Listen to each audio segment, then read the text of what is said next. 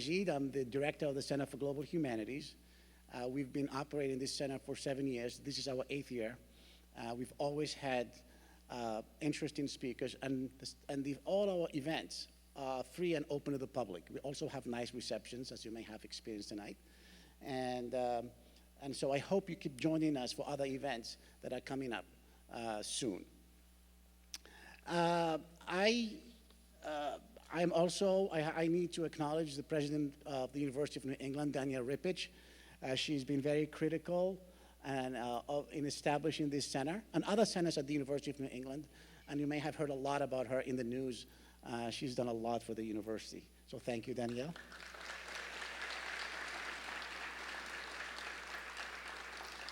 We have other distinguished guests. We have Glenn, the president of USM. And of course, we have Barbara Goodbody here, who this lecture is named the Crossley Endowed Lecture, because it was established in memory and honor of Barbara's great-grandfather and mother, Reverend Marion and Mehitable Swift Crossley.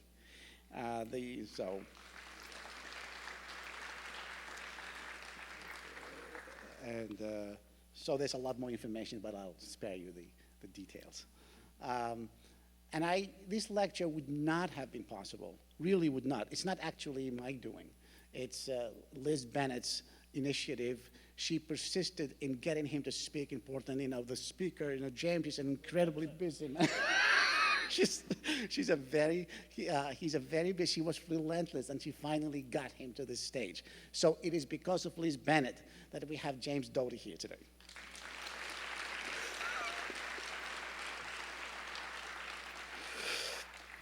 People are watching us from different parts of the globe. I think they're watching us from Morocco.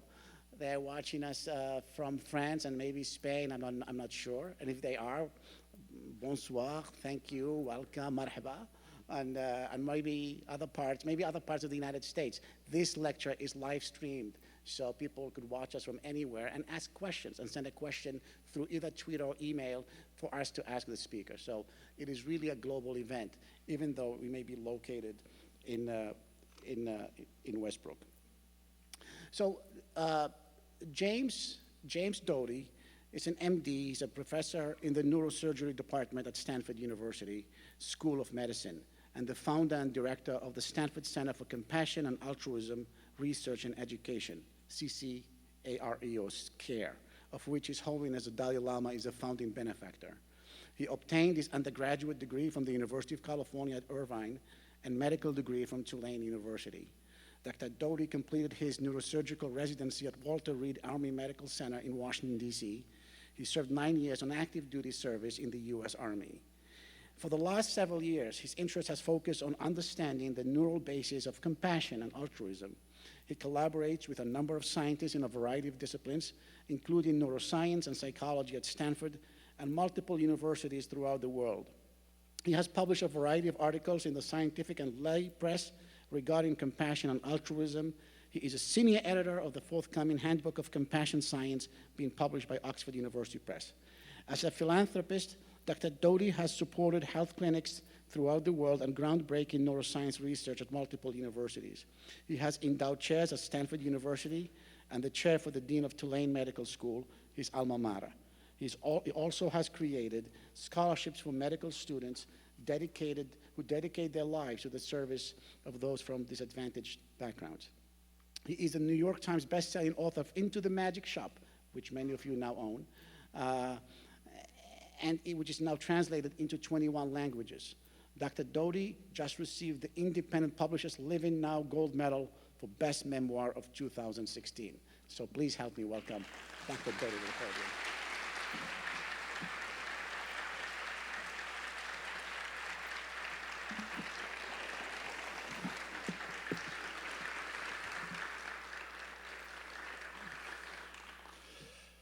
What a joy to be with you all this evening, and thank you, Liz, for your persistence. I think she read my book and said it's unacceptable that you don't come here tonight.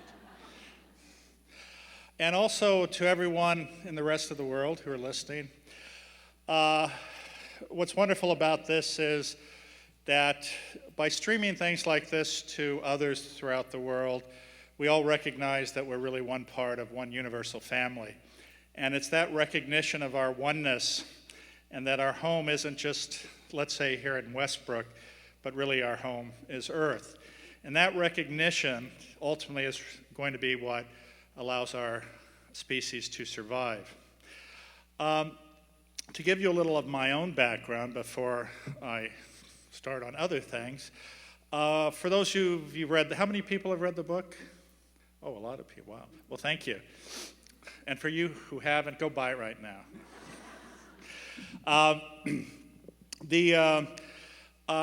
My own life has taken a somewhat circuitous path, and what happened to me was that I actually grew up in poverty. My father was an alcoholic, and my mother had had a stroke and was paralyzed partially, and was chronically depressed, attempted suicide multiple times. Neither of my parents had gone to college, and we were on public assistance essentially my entire life. And as you probably know, that is not the background which typically is associated with what we in society call success. And it's unfortunate because there are many people who come from difficult backgrounds. And the problem, of course, is that they often don't achieve their potential. But for me, I was fortunate. And what happened is that at the age of 12, I walked into a magic shop. And by this time, I was becoming a juvenile delinquent and actually was angry, felt hopelessness, felt despair. And when I walked into this magic shop, there was a woman there. And for probably those of you over the age of 40, if I say I described her as an earth mother, many of you would know what that is. For those under 40, they just look at me and shake their head, I think. But anyway, there was this wonderful woman who had this radiant smile. And every once in a while, we meet someone who just their countenance, how they look at you, you have this sense of trust and actually being embraced. And this woman, she actually knew nothing about magic. She was the owner's mother. And he had left to run an errand. And after about 20 or 30 minutes, she actually began a conversation with me. And as a 12-year-old in my situation, adults don't typically spend a lot of time with you. And after about 20 minutes of this actually deep questioning, and I was honest with her, she said to me, you know, I really like you. I'm here for another 6 weeks. If you show up every day, I'll teach you something that could change your life. And I did show up. And that fundamental interaction with her changed the trajectory of my life. Prior to that, I tell people that I felt like a leaf being blown by an ill wind. I never knew what was going to happen next. And when a child grows up in that type of a situation, it creates an immense amount of anxiety, fear, and as a result, you're chronically stressed. And now the term that's used for this is adverse childhood experiences. And when we examine children from those backgrounds, very, very few of them achieve success in life because stress of that nature, especially when it starts that early, does several things. One is you don't have the ability to focus. And two is being anxious all the time also really has a horrible effect on your health, both physical and mental health. So what happened, though, with this woman was I met with her every day for about an hour or two for 6 weeks. Nowadays, if a 12-year-old was asked by a woman to meet with her in the back room of a magic shop for an hour or two, it might be frowned upon. But perhaps it was a more gentler time than I don't know. But there are some critical things that I learned that have stayed with me throughout my life and ultimately have been responsible for my own success. What many of us don't realize is that to attain success or to accomplish goals requires attention and focus. You have to be present. Now, what some of you may not appreciate is that, and I would suspect some of you are experiencing it, to be present means you have to be present. The thing about the human species is, though, that we are so evolved, we have a memory of a past and a perception of a future. So where do most people spend their time, right? There's a subset of you here, and if we looked at all of you, about almost 70%, who are ruminating about something you didn't do, did do, should have done, couldn't do. And then there's another group who have anxiety about a future which hasn't occurred yet. Is that true, possibly? Right. And when you're not present, then you can't connect with people.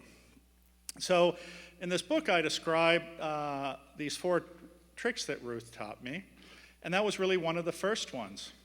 First of all, when you're anxious, it's hard to be present, and we don't appreciate that oftentimes anxiety results in muscle spasm, tenseness, and so the first thing she did was actually to sit me down.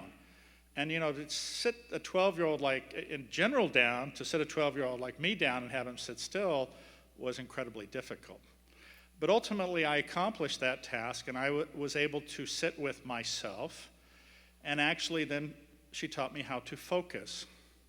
And again, like I said, unless you have the ability to be present and attend, it's hard to accomplish tasks, but it's also hard to connect with other people. And in a little while, I'm going to also talk about the power of connection. The next thing that Ruth taught me, which was the name of this woman, was a reality that I did not understand, but is really critical. And what I did not appreciate is that the voice that was talking to me oftentimes, and which I thought was who I was, in fact was a construct that I used to beat myself up. Routinely, I would say I wasn't good enough, that the reason I was in that circumstance was my own fault, that the events that happened to me were my own fault, that I wasn't smart enough, et cetera, et cetera, et cetera. Have any of you had that type of a voice go on in your head? Right. And the problem is that many of us listen to that voice, especially children. And if you listen to that voice, and that voice tells you you're not good enough or you can't do something, that decides right then and there. And that's so limiting to so many people. Because if you yourself believe it's not possible, then by definition, it isn't possible. And what she taught me was a recognition of, in fact, this voice being present. And what we have learned now through neuroscience is that when we have an emotional response to that voice, if it's a negative voice, it has a negative physiologic effect. And I'll talk about the sympathetic and the parasympathetic nervous system and the vagus nerve in a little bit, but I'll tell you that when you have this negative dialogue, it stimulates your sympathetic nervous system, which is what is associated with our flight and fight response. And the chronic stimulation, even on a low level, of the sympathetic nervous system has profound, profound negative effects on your health. So in addition to making me recognize that that voice existed, she also gave me a set of tools that allowed me to change the dialogue. And in the book, I actually use it as an analogy to a radio station. And I had tuned my radio station to the wrong channel, and ultimately I was able to change the radio station. And the work of Kristen Neff and others has shown that when you're able to change that radio station, if you will, and be compassionate to yourself, it also has a huge, huge positive effect on your health. Self-compassion, kindness, being gentle with yourself. In the West, it's interesting because this is a very, very difficult thing for many people to do. When you talk to people in the East, this doesn't really exist. And it's a very strange how we've created this in the Western culture, where, especially in a capitalist society, or a society in which there's constant competition, it's really, really easy to beat yourself up. And again, and you'll hear me repeat this over and over, To authentically connect, you have to be present. To extend compassion to another person, you have to care for yourself and respect yourself and be nice to yourself. Because if you don't have that self-love, and this isn't ego, but caring for yourself, having gentleness with yourself, always in the back of your head, you have this thing that's beating you up. And when you're unhappy and feeling beaten up, it's hard to give unlimited or unconditional love to another person. And I know it's probably hard to imagine a neurosurgeon saying all these things in front of you, right? Because sometimes neurosurgeons are looked at as these sort of gruff, egotistical people. But I am really a neurosurgeon. The third thing that Ruth taught me was having an open heart.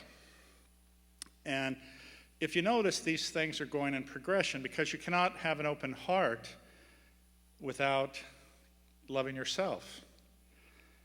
And the thing is that an open heart means that you're ready to connect with everyone without precondition. The challenge for all of us is that when we meet someone, immediately by the nature of our evolution, and I'll talk about evolution a little bit, is that we start making suppositions based on what we think is experience. And oftentimes, those suppositions are completely wrong. Have any of you seen this video? And it was an experiment that was done, and it was actually done in Europe, but I'm sure it would probably have the same response here. It showed a little girl in a metropolitan area where there were these outdoor cafes, and she was dressed as if she was in poverty. Okay, she was wearing torn clothes and looked a little bit disheveled. And she was clearly lost. It was an actress who was playing this girl. She walked around where these people were, metropolitan area. Not a single person reached out to offer help or assistance. Not a single person. Can you imagine? A child, 7, 8 years old, who was clearly asking for help. And in fact, what would happen is she would be told to get away, and people, like women, would pull their purses. Then the next experiment was the girl was changed her clothes, same girl, and dressed as if she was affluent. And within a microsecond, there were tons of people offering to help this little girl. And you see, that's the problem. When you are suspicious of people, when you make prejudgments, it has a huge effect on the type of response you have. Now, as we evolved, it's part of a protective mechanism, but it also stops us from connection. Now, did you know that in American society, when a person is suffering or in pain, 25% of people will tell you that they have no one to talk to who they feel they can trust with their problems. 25% of people. And this is the same manifestation. It's this lack of connection.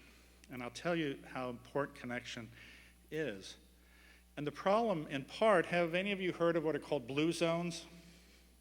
So blue zones are parts of the world where people routinely live for over 100 years. And there are a few in the Mediterranean, one in Japan, there's an area in Pennsylvania. And what characterizes every one of these areas is that there is a solid community. People often are born in that community. They often never leave the community. Families live for 1 or 2 generations, maybe in the same house.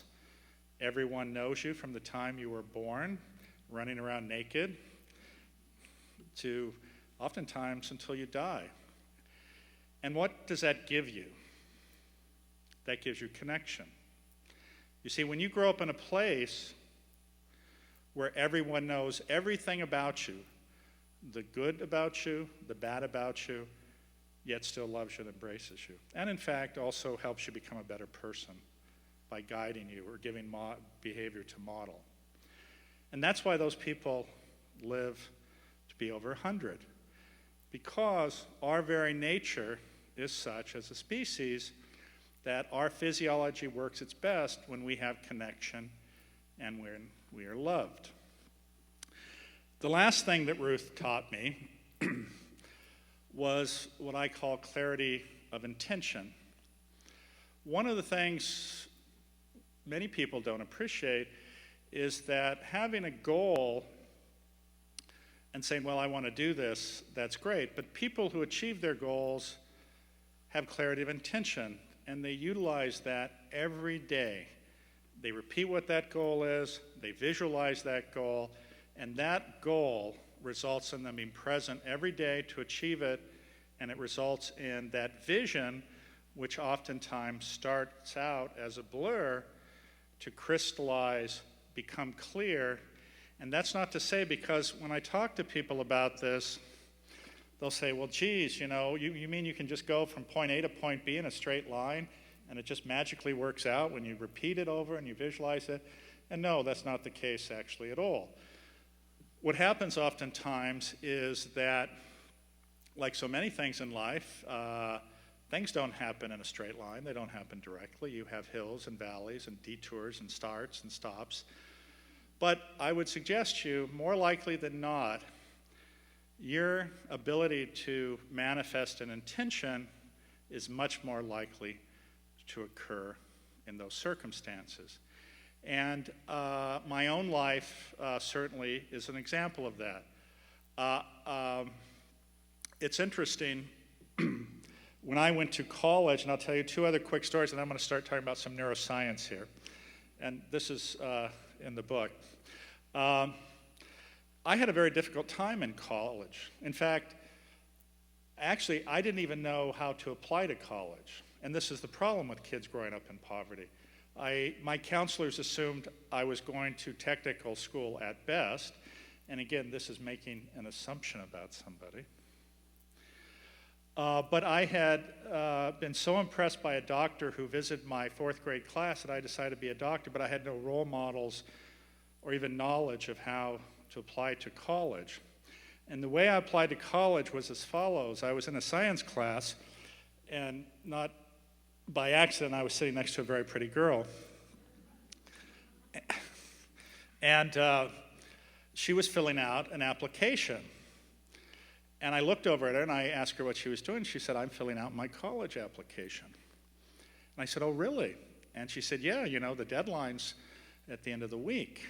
And I said, wow, and it suddenly struck me and created great anxiety in me that I didn't even know this. And I said, well, where are you applying? And she said, UC Irvine.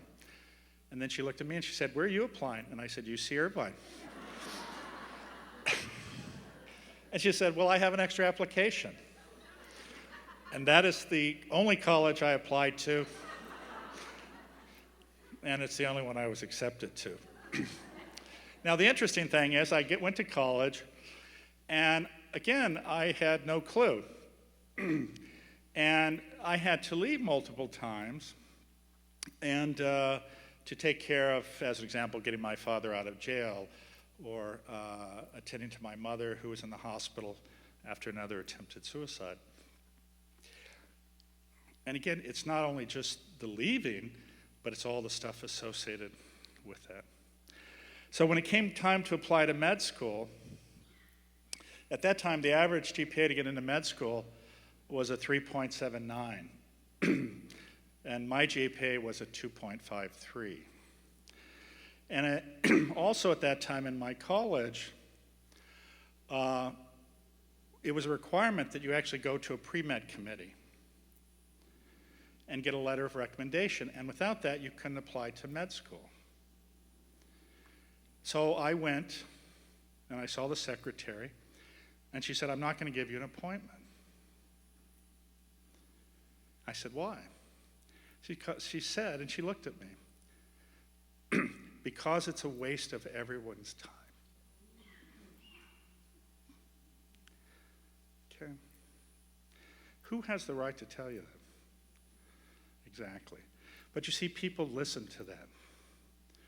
And people who were in that circumstance already have so much pain and have been degraded and had their dignity taken away that they listened to them. So I looked at this woman and I said to her, well, I appreciate what you said, but I'm not leaving until you give me an appointment. This is like Liz.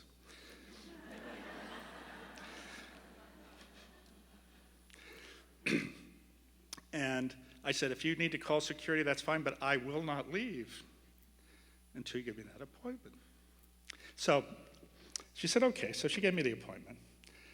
So I showed up, and I walked into a room to the following. There were 3 people, professors, who were sitting like this, and my file was in front of each of them. And the guy in the center, he was kind enough to look at me and say, okay, you forced us to have this appointment with you. You're never going to get into medical school. Tell us what you have to say so we can be done with this. Isn't that nice? And this shows you the arrogance of some people. So I looked at him and I said, who gave you the right to destroy people's dreams? There's not one shred of evidence that having a high GPA,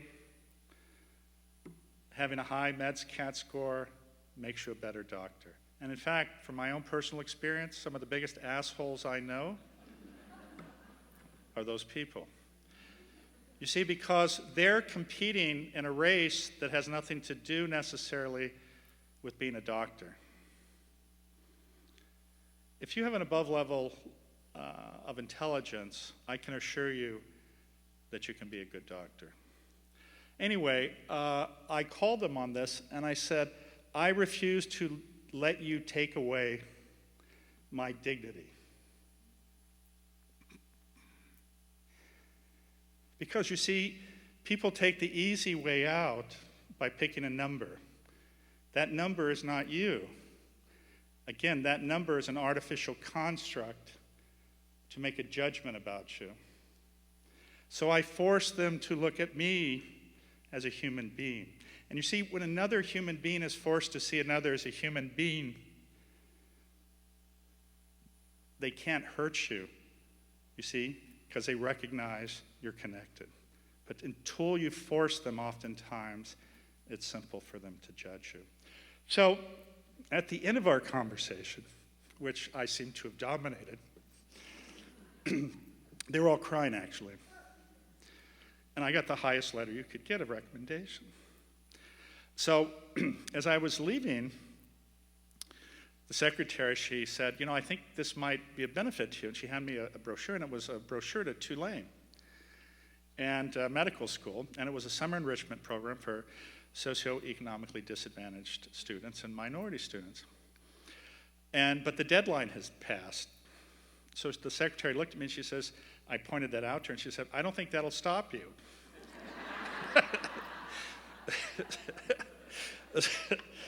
So I called the woman, and she did let me in, and Tulane accepted me with that GPA and without a degree, actually. Okay. Now, it's interesting how, getting back to this point of not judging people, so I ended up being a fairly successful entrepreneur. Ultimately, I also, besides the other things that were mentioned, I was CEO of a company that went public for $1.3 billion, okay? It was a medical device company that had failed, and I so believed in the technology that I put everything on the line to save this company, and it ended up being very successful. It's still traded on Wall Street. But every penny I made from that, actually, I gave to charity. And I gave it right after I had lost about $275 million during the dot-com crash and was bankrupt and had to give everything, sell everything. That may be another story, but it's sort of in the book. But the thing, though, that shows you how things come full circle is that after Hurricane Katrina, Tulane, which is in New Orleans, lost their dean because he actually became depressed, and they were trying to recruit another dean. And he wanted an endowed chair. He was a fellow from Harvard, and no one graduate of Harvard will move anywhere without an endowed chair. Anyway, he wanted an endowed chair, so I actually endowed his chair. So the dean of Tulane Medical School today is the Doty professor. I'm on the board of governors, and I set up a multi-million-dollar scholarship for that lady who let me into that program. Okay? The point about that is not any of us here have the right or, frankly, the ability to judge another among us. We don't know their story. We don't know what they're able to accomplish. And by giving people the benefit of the doubt, it can change everything. And I'll talk about that near the end. So, getting a little over into neuroscience here. So, people wonder why I talk about compassion. And the reality is that as our species evolved, and sometimes I have creationists, so I have to be very careful about this term. So we may have evolved in 6,000 years or millions of years, I don't know for sure. But regardless of the fact, we have evolved as a species. And the nature of what makes us human, now some people say we are the highest evolved species. Looking at some of our actions, especially with our election at this time, I'm not really sure of that. But regardless, there are certain characteristics that separate us from other mammals. One is something called theory of mind, the ability to recognize another has independent thoughts than you. Two is abstract thinking, and three is complex language. And the cost of that, the increased size of our cortex, actually has resulted in, compared to other mammals, a prolonged gestational period, a small litter size. I know none of us want to be thought of as part of a litter. And the reality that our offspring, unlike other mammals, has to be attended to for 15 years, in my case 35 years. But our offspring have to be cared for. And there is a significant cost in terms of resources, energy, and time. And why would a parent or a mother do that unless there's some reward? And as a species, we are rewarded through a hormone called oxytocin. And many of you have heard of that. It's called the love hormone or the nurturing hormone or the bonding hormone. Now, there are other pathways associated with nurturing which have other neurotransmitters, but I'm using oxytocin to sort of stand in for all of them. And the thing is, what happens when you care for your offspring or care for another who you care for, you get releases of these hormones, and what they do is they stimulate your reward centers, okay? Your pleasure centers. And they're the same pathways or areas that light up when you get food, with sex, and with money. And they're very, very powerful. And in fact, I would say they're actually more powerful when you connect with another person you care about. And in fact, studies have been done with students, and a lot of studies apparently are done with students as guinea pigs. But as an example, they have given students a certain amount of money and have monitored their brain metabolism. And when they voluntarily give to another, these reward centers light up. And in fact, in some studies, when they don't even agree to give the money away, but see that the money has gone to another person to benefit them, their reward centers light up just as much, even in comparison to when they get the money. That's how powerful it is when we care or give to another. The other interesting thing is that we have these mechanisms within us that allow us to recognize the suffering of another. Paul Ekman, who's a very famous psychologist, he studied facial expressions. But in microseconds, we can see another person and determine if they are suffering. We can do it also by body language and, believe it or not, even by smell. This is how you can even see some animals can know, like your dog or your cat or your horse or whatever, that if you've been with them a long time, you can walk in, and if you are not feeling well or doing well, they know it, and you can also know it in them. And even if your partner, and I'm not comparing your partners to dogs or elephants or horses or whatever, but when your partner can walk in a room and you can in fact see if they're suffering or in pain or there's a problem without them saying a word. Isn't that true for most of you? For those who can't, you're probably going to get divorced. I'm just kidding. But this is really a critical aspect of our evolution. And in fact, as we went from the nuclear family to the hunter-gatherer tribes, and remember, that was our primary survival strategy to 6,000 to 8,000 years ago, this was critically important, because if someone in the tribe was suffering or in pain, they were at risk of not doing their job, which put the whole group at risk of suffering themselves or being annihilated by a hostile environment, another tribe, an animal. So the ability to attend to those people was critically important. But what happens when another attends to another? I mentioned earlier the sympathetic nervous system. And in my book, I talk about the brain and the heart connection.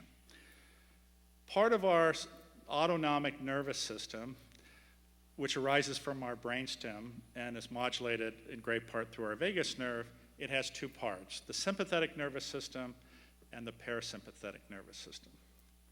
And what happens is that, and you have to remember, our DNA has not significantly changed since 200,000 years ago.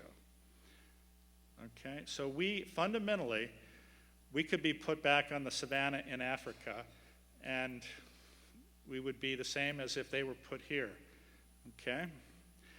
And why that becomes important is because we have parts of our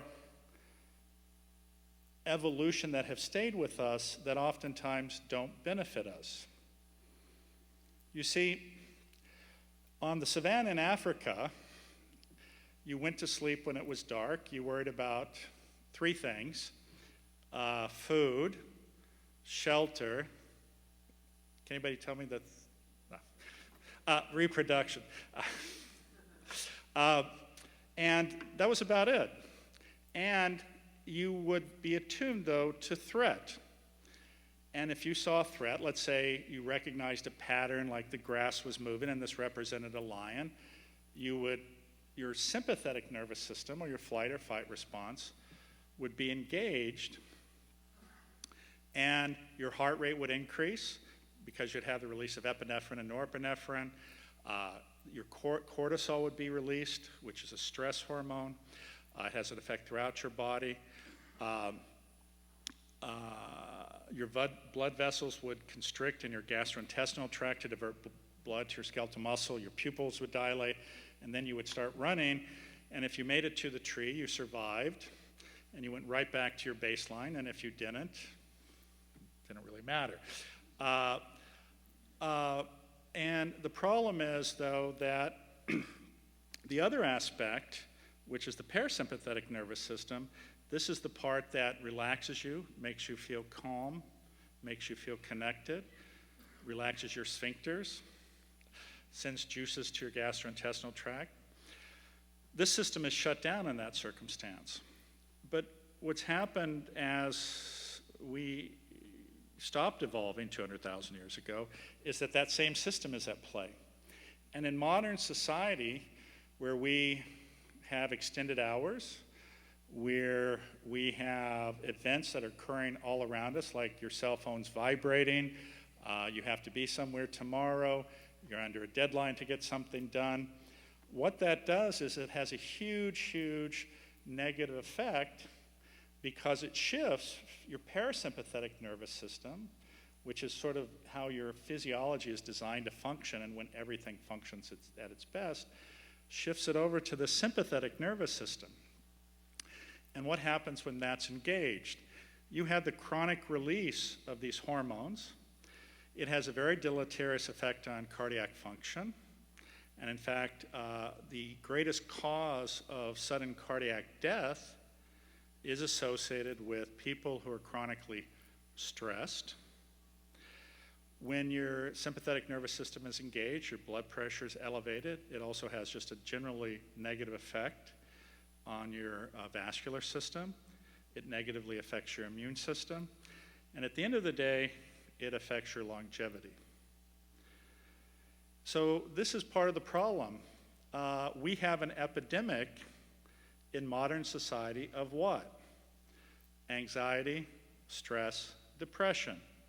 And in fact, in Silicon Valley, where we have a population, the tech companies are there, like Google and Facebook, one of the greatest expenditures in healthcare costs is for those three things, and the associated mind-body disconnects from that.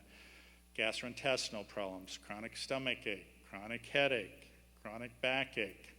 All of these things are associated with anxiety, stress, and depression. And it's been interesting because in America, what do we have in terms of a medical care system? We as doctors aren't promoting well-being, we are treating illness, right? So what happens when you have those three things? We have a pharmaceutical industrial complex that is happy to step in and give you stuff, and do you think in a capitalist society where they make lots of money that they have any interest in you being well? Exactly. But what we know is also that when you have anxiety, stress, depression, other things happen. There's this part of our brain called the executive control area, or executive control function in your frontal area. When you have stress, anxiety, it does not work well. It causes you to make decisions not that are rational and thought through, but that are made quickly because you're in fear. So you're not processing as well as you could. Also, this is the same area that is associated with creativity and productivity. When you are anxious and stressed, you are neither of those. So this has a huge, huge impact. In fact, stress, anxiety, and depression have a huge cost in context of business. But let's play it out in other domains. If we look at the educational system, we are a disaster. Now, there are many reasons for that. One is we don't honor our teachers with a pay that supports a regular lifestyle, and I apologize for that if I could do something about it, because teachers we put our children in their care, yet we treat them as if they're second-class citizens, yet these are the most important people in our society. So in the educational system, we don't give enough money for education. We don't pay our teachers well enough. We have families that are single-parent families or two working parents to support themselves. And our kids are sent off to school with the expectation that somehow the teacher is supposed to be the parent. And what happens is, unfortunately, in this context, these kids have immense anxiety, stress themselves, and they can't perform. And the preliminary work from individuals who are able to come into the schools and offer techniques to alleviate that, at least the preliminary evidence is that it decreases violence, increases attendance, and increases academic performance. So if you look at that domain, if you look at the business domain, if you look at healthcare, again, we have an epidemic of people leaving the healthcare system, physicians, nurses, because of stress. I mean, it is an epidemic, and it's interesting because I've spoken to administrators, and they'll have millions of dollars allocated for human resources because of nurse turnover, but they have no dollars allocated to give them training in how to decrease stress and anxiety. I mean, it's craziness, right? Then if you look at the social justice system, you know, we don't have a prison system that is associated with redemption. We have a system that is we send people to be chronically punished. If you look at how prisoners are treated in, as an example, the Nordic countries, it's a profound, profound difference. Can you imagine a place where you would put somebody in solitary confinement for 90% of the time, alone in a cage? That is horrible, yet we do it routinely. And we somehow expect, when you've been isolated in a cage day after day, and your prison term is up, and there's no support services, that you're supposed to magically pop out and be able to function in society? It's ridiculous. Yet you look in these Nordic countries where they're actually closing prisons because they're having decreased prisoners. They treat them with respect, dignity, and create an environment where they can be educated and learn to be citizens. And you know, I tell people, the prisons are not filled with bad people. Do you know what the prisons are filled with? They're filled with people, well, who are poor and minority, but fundamentally they're filled with people who haven't been nurtured and loved. That is the problem. You know, you look at people who've been beaten up by the system, and I always say everyone has a light, but in these people, that light is so dim. But if you just give them a bit of an opportunity, it can go from something that you can barely see to a flame. And it's absolutely extraordinary. You know, it's horribly sad when you see the CEO of a private prison say he doesn't want to pass laws that decriminalize drug use, which every other industrialized country has, because they wouldn't make as much profit. What kind of thinking is that? When you have people who fundamentally make statements like that, which imply that they're happy to see you suffer while a small group of people benefit, it's fundamentally wrong. At Stanford, we've developed a variety of techniques, as others have, that actually allow you to potentiate your compassion. Believe it or not, each of us has a genetic potential, just like everybody in this room has a genetic potential, as an example, to do athletic activities. But most of us don't actually reach our potential in that. But believe it or not, we can train people to be more compassionate. And that training involves understanding what compassion is, recognizing suffering, being kind to yourself, and giving you mental practices or meditation techniques that reframe how you see the world. And what happens is, even with as little as 2 weeks, certain studies have shown that it has a profound effect on your physiology in a positive way.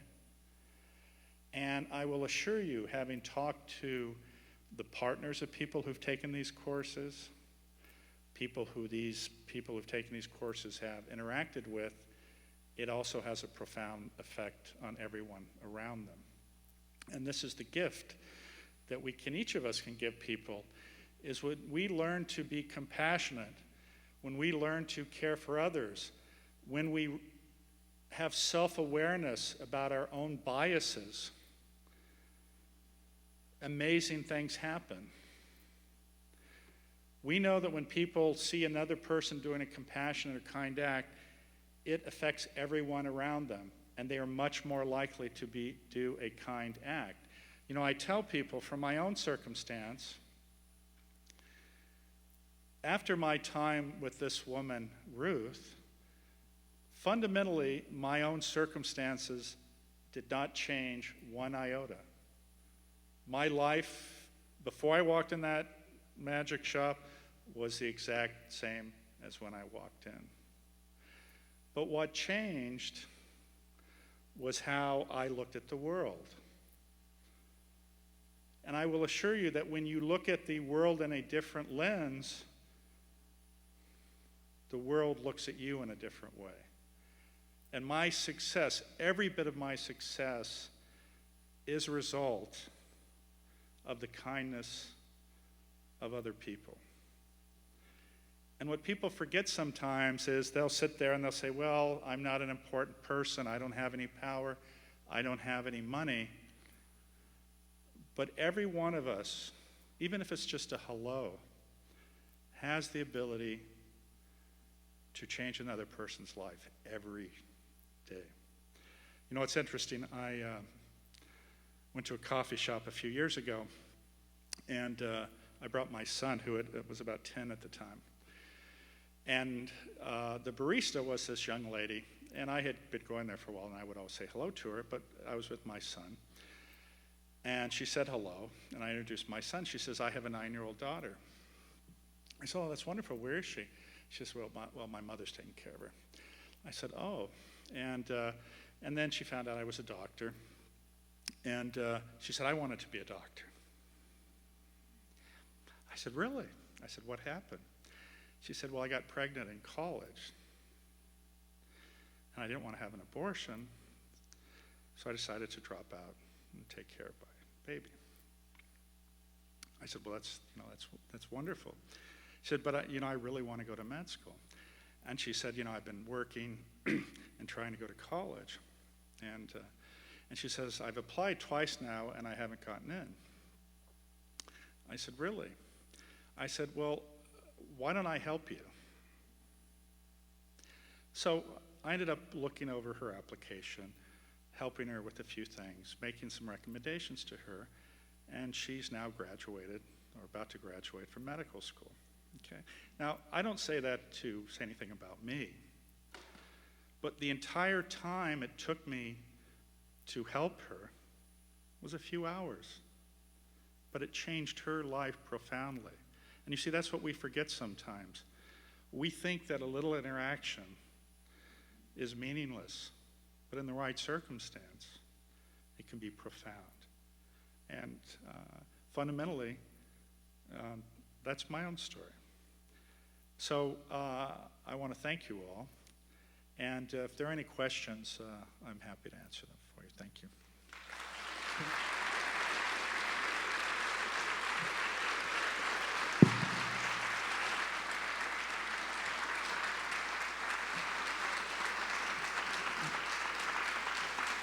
There's a microphone over there. If you have a question, please line up and we'll I always have a bottle of vodka after I speak.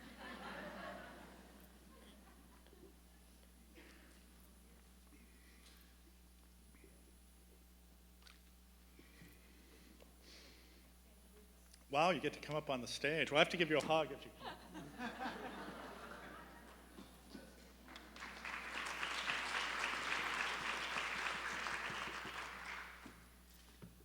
I'm wondering what exactly Ruth taught you during those 12 You have to buy the book. days.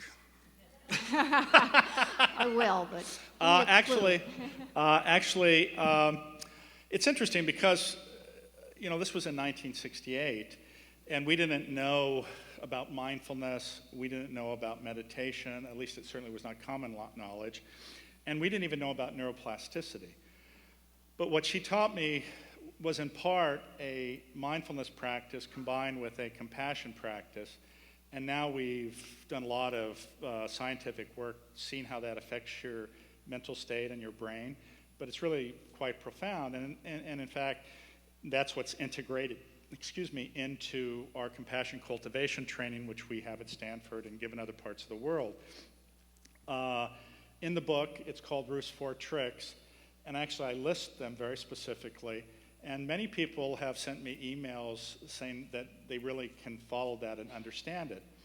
The other thing is that there's a website called intothemagicshop.com where I actually give a guided meditation based on those 4 tricks. thanks. So, sure. I want to be hugging a lot of people. We should. Do any of you guys know Alma? So Alma's a good friend of mine. And so I was, I'll go on telling stories forever, but we'll get to your question. So I had been with Alma a while, and we had a summer retreat for graduate and postdoctoral students. And at the end of the retreat, we had a party for about 60 people, which include donors and benefactors and the students and the scientists. And one of the senior scientists got up and she made this wonderful toast, and she said, Dr. Doty, I want to thank you, et cetera, et cetera. You know, you've really brought compassion to the forefront. It's much appreciated. And she said, could I give you a hug? So I hugged her. And then a student got up who was a physics major but had decided to go into compassion research. And he had written a poem, and he read this poem, and it was really quite moving. And he said, could I give you a hug? And I said, okay. So he gave me a hug. And I said, you know, I feel like Alma. And then another senior scientist got up and said, well, I want a hug. And he was laughing. So he stood up, and then someone else said, I want a hug. And I ended up hugging all 60 people. And it was hilarious because half of them were laughing hilariously, and half of them were actually cried. It was really an amazing, sort of profound experience. But sir, come on up. Oh, you have a mic. You don't have to come up. But I where's just my wanted hug? to say I have read your book, and there were parts of it where I was crying. It was the most moving book that I have read, but that's not my question. My question is, you mentioned earlier on about Eastern people, India, whatever the case may be, that do not have this ego that Western society has. I'm curious to know what you think about them in terms of evolution spiritually, and where are we going? Thanks for the easy question. Well, it's interesting. Actually, I gave a different lecture, but on this topic. But isn't it amazing? We have people coming to America or to the West from countries that have some of the most profound, deep, philosophical, religious practices. And what's extraordinary is what happens when they come here. And why are they coming here? You see, this is a fantasy because here, as I told you, we have an epidemic of stress, anxiety, and depression. SAD, I call it, right? Okay? And they somehow think that by coming here, it's going to make it better. You know, the reality is that if you have security, if you have food, and you have shelter, in third world countries, most people are much happier than we are. I mean, you can go around the world and you can see it. You'll go to villages and the children are joyful. They're out running, they're playing, their families are sitting together. You have grandparents, great-grandparents, and all these people, and they're extraordinarily happy. Then they come here, and we have confused abundance of things with happiness. And it does not nurture you. You know, all of us have this thing within us that cries within us to be filled so that we have meaning in our lives. Because at the end of our days, what do we want people to remember about us? And I can assure you, everyone in this room is going to die, okay? At the end of our days, we want people to have loved us. We want our legacy to be one of having cared for the people we loved and making a positive contribution in society. That's what I was going to say everyone wants. There might be one or two exceptions. But that's really what people want in their lives. And chasing material goods, people confuse that with filling that void and giving them that. And that's why so many people come here and they're empty.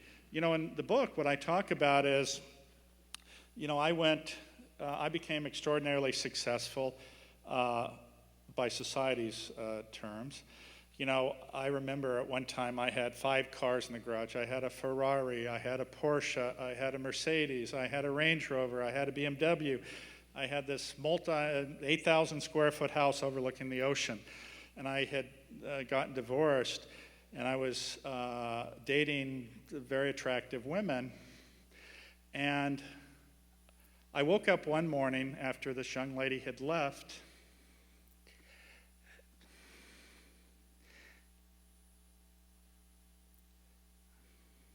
and I started crying. Here I had everything, and I had nothing. And I can assure you, and I have met many, many very wealthy people and been with them, and many of them are the most miserable people in the world. Not everybody. And I can tell you, sometimes when I was driving my Ferrari, it was pretty good. But my point is, that never filled me. In fact, it was when I lost everything, in 6 weeks actually, 70-some million dollars, you know, when I had taken a loan from the bank. And I can tell you, when you lose everything, the first person at your door isn't your friend, it's the banker. So I had to get rid of my Ferrari, I had to get rid of my penthouse at the top of a building with its private elevator. I had to get rid of my villa in Florence. Now, look, don't feel sorry for me, because my worst day was I was a neurosurgeon and still made more than 99.9% of the people on Earth, so there's no reason to feel sorry for me. But that set of circumstances resulted in a deep reflection, and it was at that point when I made this realization. And when I mentioned I was the CEO of this company, so to live up to responsibilities I felt I had to serve others and to contribute to charity, I gave every share of the stock in this company of which I had been CEO, which hadn't gone public yet, I gave it all away to charity. And I had just started dating my wife at the time, actually. And it was interesting because that was liberating for me, because I'd had this monkey on my back, which I thought, and this is the mistake I made from Ruth's lessons, I learned them very well, but the thing I didn't understand is opening your heart and making that connection. I thought being happy was because I had money and I had control, but that was a false notion. So when I had nothing left, I gave everything else away, and that liberated me and got that monkey off my back, and has allowed me to actually have the greatest experiences I've ever had in my life. Now, it's funny, the Wall Street Journal did an article on this actually a number of years ago, and there's a quote from my now wife. She said, well, I didn't mind him being generous, I just wish he hadn't given it all away. But that's the way wives are.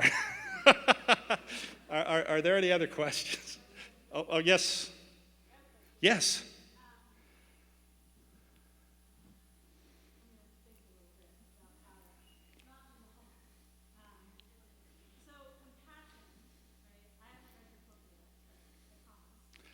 Scouts Honor? Okay.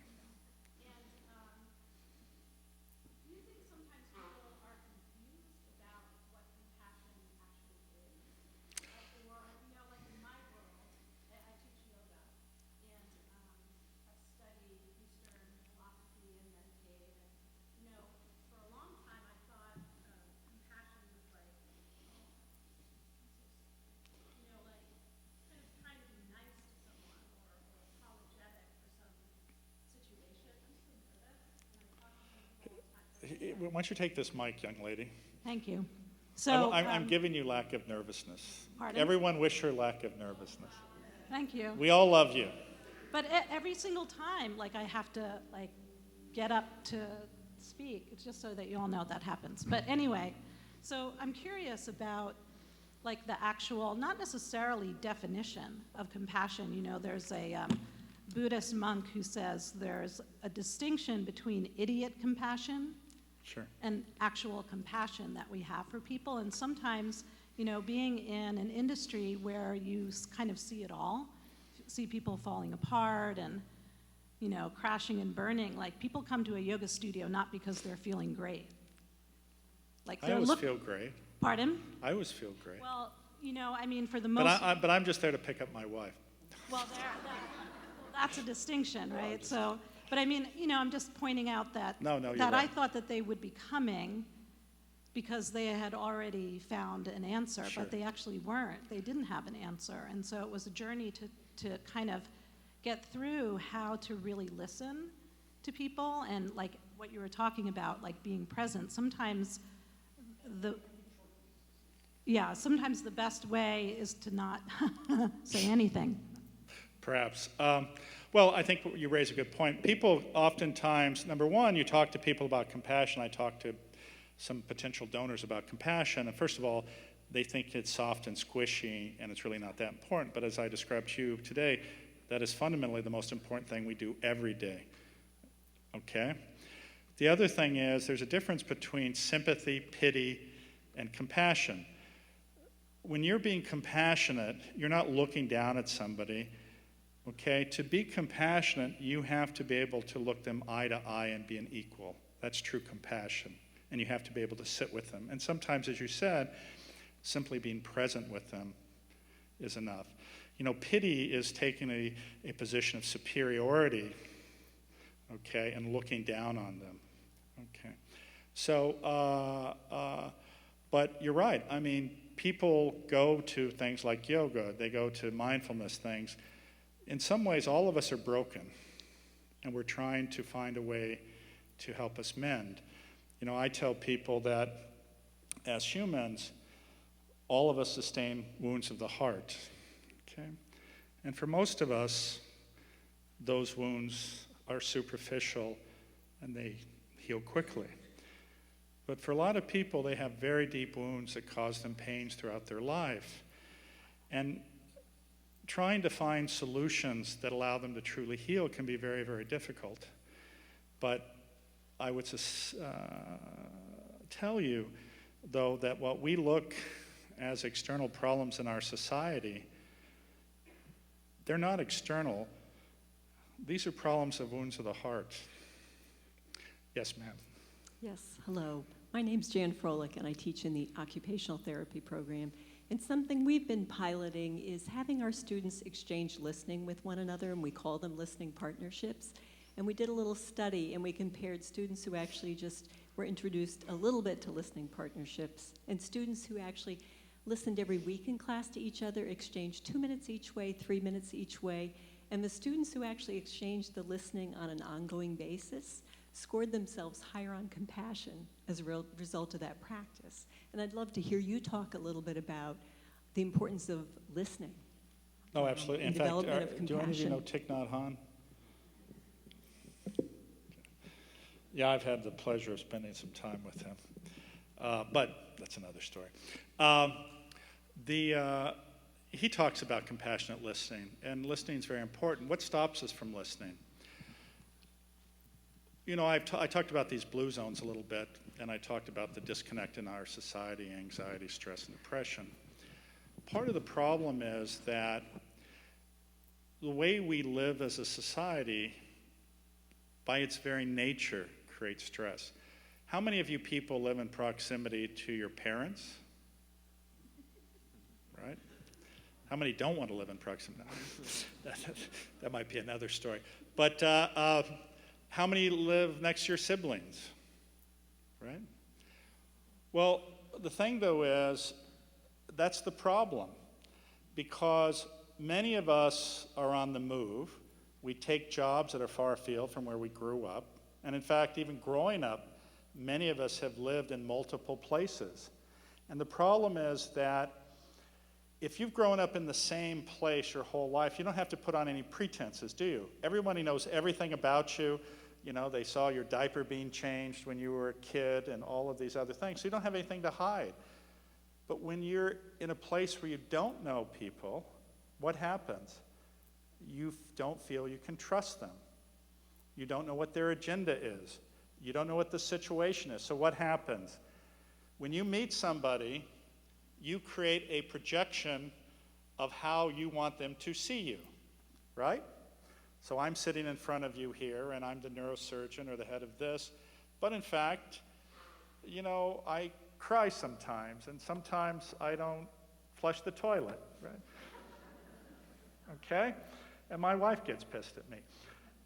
And the thing is, though, that when you meet somebody and you create a projection, what does that other person have to do? They have to create another projection.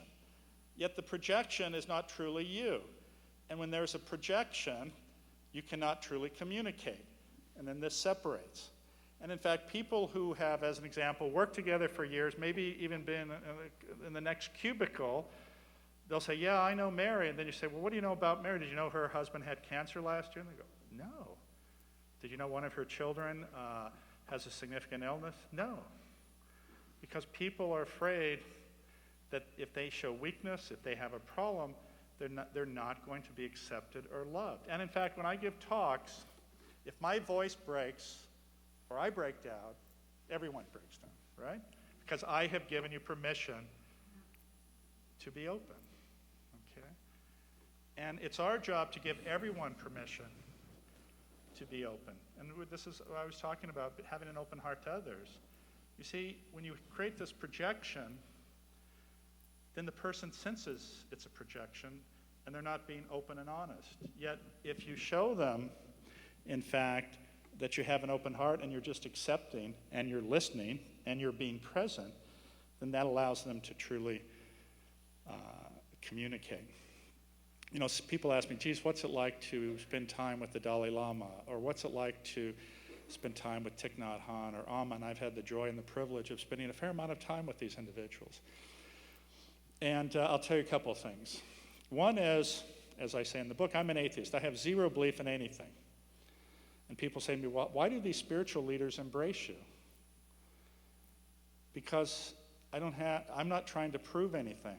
People go around and they think if they memorize certain scriptures, if they memorize certain sutras, that it makes them somehow more important in somebody's eyes. And in fact, have any of you ever noticed that some religious people carry this shield around to say they're better than you?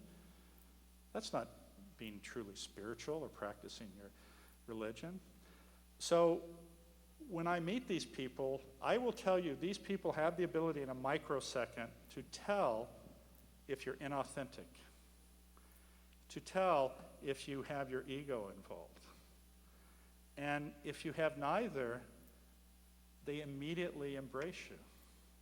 And that's been an incredible gift I've been given. And the other thing about that is also when you're in the presence of these people, you don't have to maintain a projection. And the reason with these people, you have this lightness and this happiness is because you've been relieved of the energy of having that, to carry the weight of that projection, and you're truly present with these people, and you can truly sense just pure love, and you're being embraced. And I would tell you, that as a model of behavior, we should all strive for, because then we can give that gift to other people. I think we're probably done with questions. Oh, one more question, young lady. I'd like to know if you know of the work of Richard Davidson and his studies of the Buddhist monks. Of course. And what about Dan Harris and his 10% Happier? I know Dan very well. I know Richie very well. And I'm wondering if can you talk about what your insight into what they've done?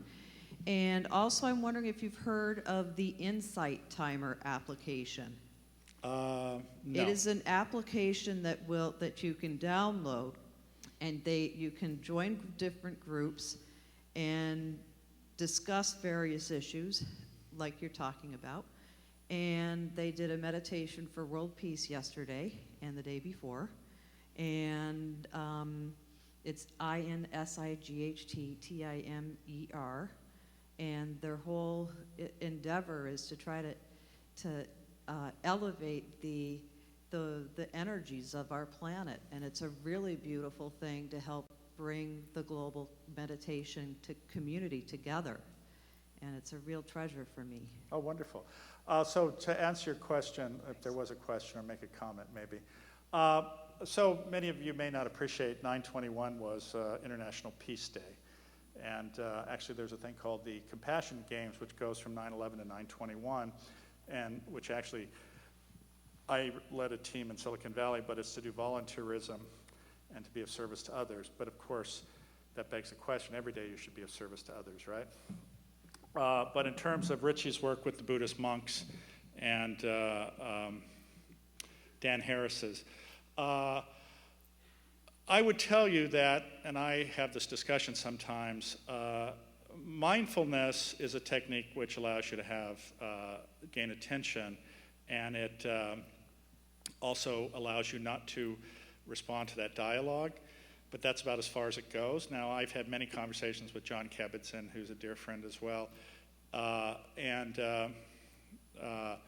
you know, he says, well, there's compassion in it, but I would suggest to you that you really need to have the compassion component go to the next level. And to give you an example, there's an article in the Wall Street Journal recently, and it was a hedge fund manager, and they were saying how they make every one of their new employees take mindfulness training. And, you know, there was not one word about compassion. There was not one word about caring. There was not one word about kindness. There was not one word about philanthropy. There was not one word about making the world a better place. The focus was it makes them more ruthless traders, right? Because they have attention and focus. You see, so mindfulness can be distorted. The other thing I would suggest to you is that while the things I describe, these different techniques, can be a benefit, there are many paths to a destination, and there are a lot of different destinations. At the end of the day, I would suggest to you that the key is that about all of this is that you focus your time on going to a destination that's worthwhile and gives you meaning. So thank you again. Thank you.